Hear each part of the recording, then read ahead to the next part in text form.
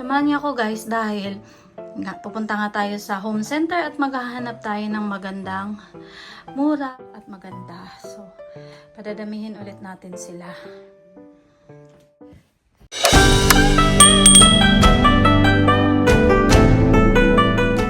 Ito yung para sa Monstera. Hello minasan, konnichiwa. Yukoso, welcome back to Japan Diaries with Hazel. And it's me Hazel, ang inyong ka-vibes sa kwento ng buhay dito sa Japan. Welcome po! At bago ko po ipakita sa inyo ang mga halaman ko sa loob ng bahay, samahan niyo muna ako sa isang home center dito sa Japan. Papakita o i-share ko lang sa inyo na dito po ako madalas namimili ng mga halaman. Kompleto sila sa lahat. Gamit sa bahay, palamuti, bigas, kitchenwares, pati mga alagang hayop. Lahat nandito na. O diba bongga? So isa talaga sa mga puntahan ko kapag stress ako o may free time ay ang mga plant section. Lagi akong naghahanap ng magagandang halaman sa abot kayang presyo po. And ngayong araw, samahan niyo ako sa isang chill at relax na araw dito lang sa paborito kong home center dito sa Japan. Mag-ikot tayo at ayan, tingnan niyo po kung anong halaman ang meron dito.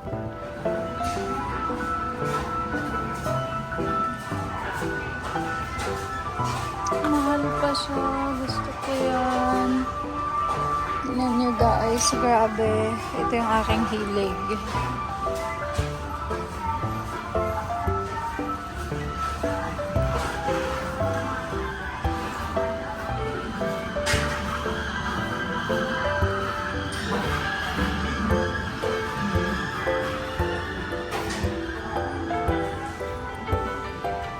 Maglagay kaya ka.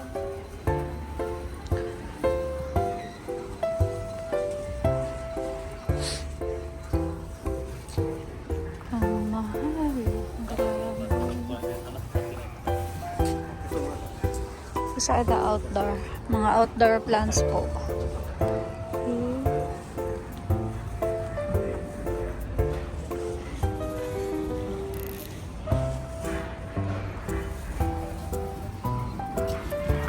Today mga moms, chill day ko lang po sa loob ng bahay. Minsan kasi, kailangan din natin ito. Pahinga ika nga. Ako kasi, isa sa mga nahuhumalingan ko, ginagawa ko para ma-relax ay magkalikot lang po ng halaman. As in, sila yung tahimik pero feel mong may presence. Nakakagaan ng vibe at ang ganda pa sa mata, 'di ba? Ipapakita ko po sa inyo ngayon yung ilang plant setups ko sa loob ng bahay. Simple lang sila, walang arte. Pero ang laki ng difference sa ambience. Parang kahit nasa loob ka lang ng apartment, may feels na parang garden cafe, cozy, fresh, at super chill vibes. O diba bongga? Ito yung aking mga simpleng hilig. So, nagpropagate po ako. Nilagay ko siya sa tubig. So, tinanggalan ko siya rito kasi lumalabo na. Dumadami yung dahon. Sayang. Sana mabuhay. Yan po yung ginawa ko. Ililipit ko na siya. Wala kasi akong bottle na malaki. Bibili ako sa Hakin Shop. So, ayan. Guys, kasi matamlay po yung dahon ng monstera ko. Pumapayat. Nagda-diet yata. So, ang tagal ko ng alaga yan. So, every morning, pag nagkakape ako, ayan, kinakausap ko yung mga yan. Parang tanga lang, diba? Pero, nakakawala po ng stress. So, yan po yung aking mga simpleng hilig. So,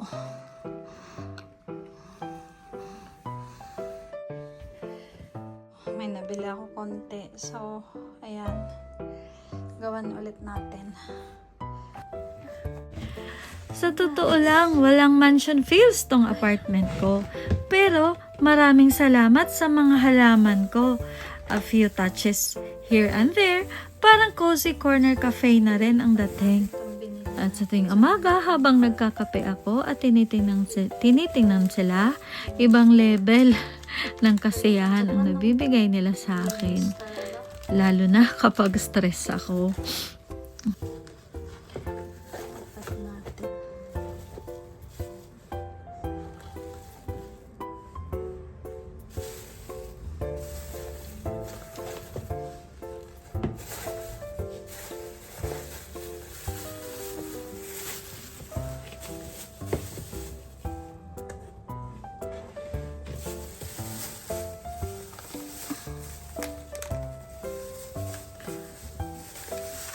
Bumili ako ng bamboo tree. Pampaswerte daw iyan. So, grabe na to. Lalo na naman yung pagka. Kasi guys, kung naglalagay ako sa veranda, mamamatay po siya. So, mga interior na bulaklak na lang yung ginagamit ko guys. Para maano siya. Hindi namamatay. Okay. So, kasi living kitchen po to sa amin. Kainan na, tsaka sala. So, para para parang, alam mo yung pag nagkakape ako, gusto ko yung tinitingnan to sila habang nagkakape sa umaga. Nare-relax ako guys, grabe. Lalo na pag stress ikaw, ay nako.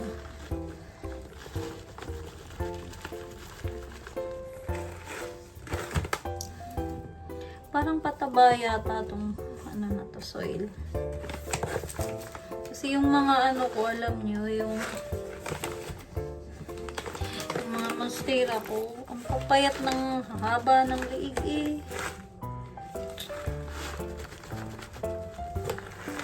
Na, be good to me girl. Dapat ano ka. Yan, sprayan natin ng water na may Ajinomoto, yung bitchin, nilalagay ko pampaano daw, papagingki ng mga dahon. Tinuruan ako ng aking mother bells. So, money tree to guys. Alam mo yung may nabili akong jade tree, jade plant. So, gusto ko lahat parang green. Tingnan natin kung saan natin siya ilalagay. Ating money tree. Yun guys, i-share ko lang yung jade plants na nabili ko. Ang nakakatuwa sa kanya is, ayan, may lucky coin siya. Tingnan nyo, nakita nyo. Ayan o, lucky coin. Ayan o, nakita nyo yung lucky coin. Ayan, o. Di ba bongga? Malay mo, pag nilagay natin dyan, mag-milyonarya tayo. Milyonarya talaga.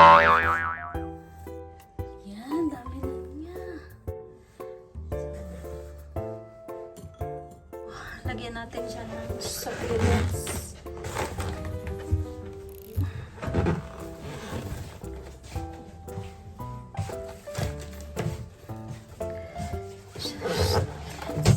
Diyan ko tumatama. Diet is kailangan na mag-diet. Yun yung mga succulents ko. Ang cute. Nagpipiso lang yan guys. Nakakatuwa. Nagawa kasi akong dish garden ulit. So, bumili ako niyan.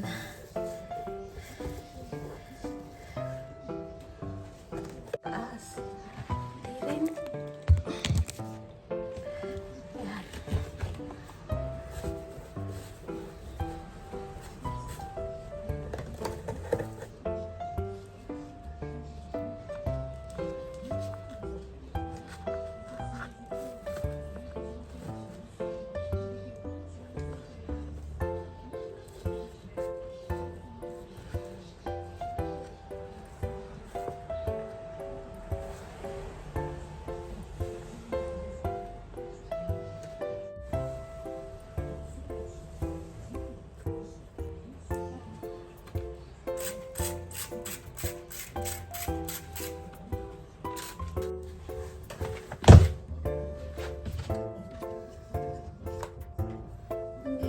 Siya dyan guys, ang cute diba?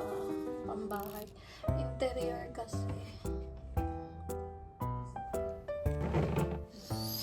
So, ayan, kung plantito o plantita ka rin, or kung gusto mo palang magsimula, baka makatulong tong video na to. Baka kahit papano, may ma-pick up kang inspo or idea for your own space. Mga lumang miniatures ako.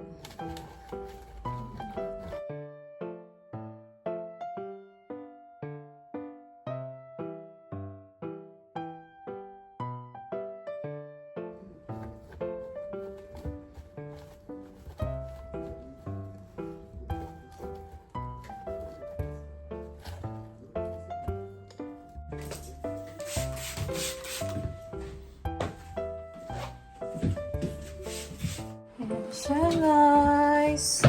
Tapos na. Diba? Ang ganda lang. Yan. Pag nagkakape ako, tinitingnan ko lang siya. Nakaka-relax na. So, ang dami nito dati.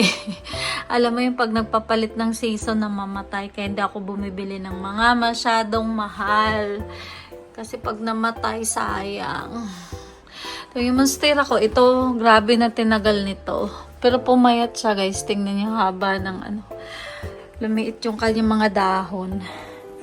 Pero ilang taon na sa akin yan. So, yan lang po. Ayan mga moms, yun na muna ang quick plant tour ko sa loob ng bahay. Sana nag-enjoy kayo at nakakuha ng kahit kaunting inspo for your own space. Kung nagustuhan nyo to, don't forget to like, share at subscribe. Kung hindi pa kayo subscribe, at kung may plant suggestions kayo or questions, comment lang po below. Gusto ko ring matuto from you. Salamat sa pagsama sa akin today as always. Ingat po, stay chill at alagaan natin ang mga sarili. At of course, ang mga halaman. Yan, day of today. Malaking papalaman tayo.